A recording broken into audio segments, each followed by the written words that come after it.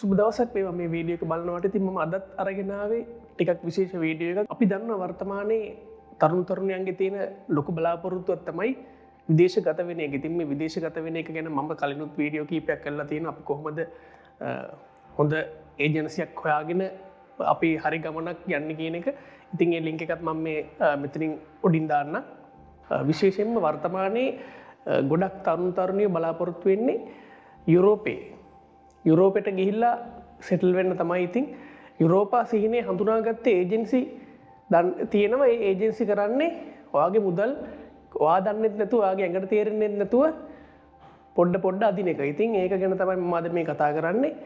විදේශ සේවා නියුක්ති කාර්යාංශයෙන් අනුමත කරපු ක්‍රියාපටිපාටියක් තියෙනවා. ඒජන්සියකට බෑ ඔයාගෙන් හිතුමතේ මුදල් ගන්න.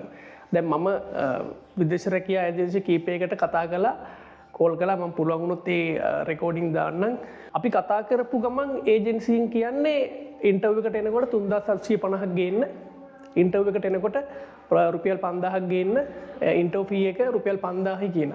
විදේශ සේවා නියුක්ති කාර්යාංශයේ කිසිම තැනක සඳහන් වෙලා නැහැ ඔයා ඉන්ටර්විව් යනකොට සම්මුඛ පරීක්ෂණයට සහභාගී වෙනකොට ඔයා මුදල් ගෙවන්න ඕනේ කියන එක.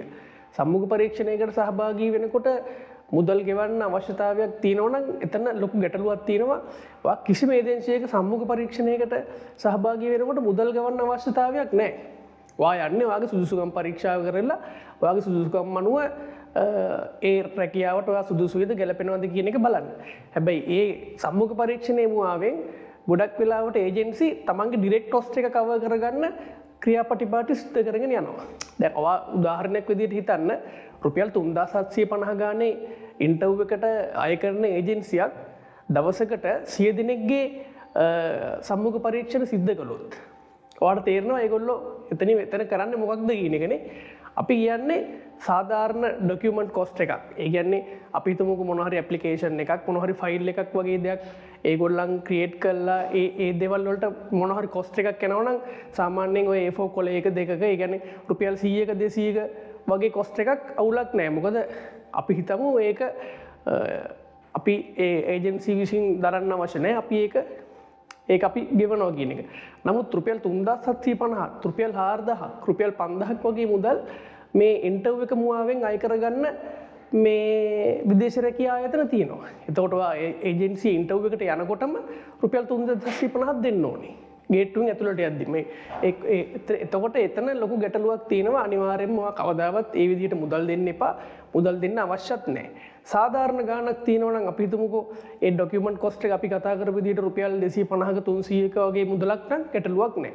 හැබැයි ගොඩක් ඒජන්සි වල වගේ රුපියල් 250ක 300ක පොඩි කොස්ට් එකක් ගන්නවා. අර වගේ දාස් ගණන් වලින් ගන්නෙ නැහැ. ඉතින් ඒක ගැන සැලකිලිමත් වෙන්න. විදේශ සේවා නියුක්ති කාර්යාංශයේ ඔෆිෂියල් වෙබ්සයිට් එකෙන් මම මෙතන ඉඳලා ඔයාලට මේක කරගන්න ක්‍රමවේදය කොහොමද කියන එක ඒගොල්ලොන්ගේ ඔෆිෂියල් වෙබ්සයිට් එකේ මේ ගැන පැහැදිලිව සඳහන් වෙනවා.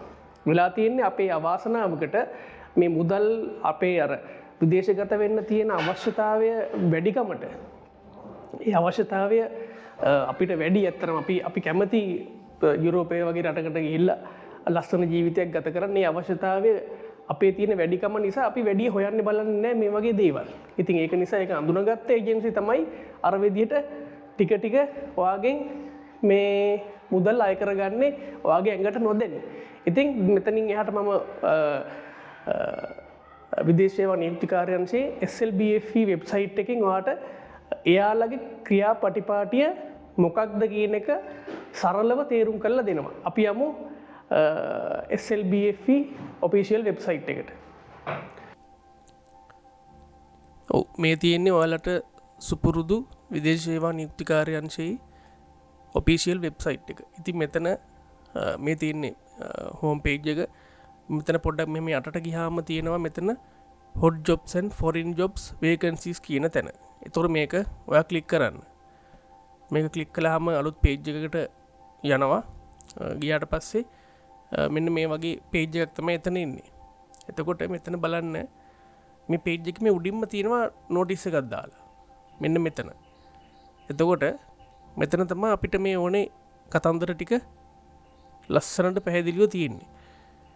මෙන්න බලන්න මෙතන තියෙන කතන්දර ටික විස්තර කරන්න. හරිද?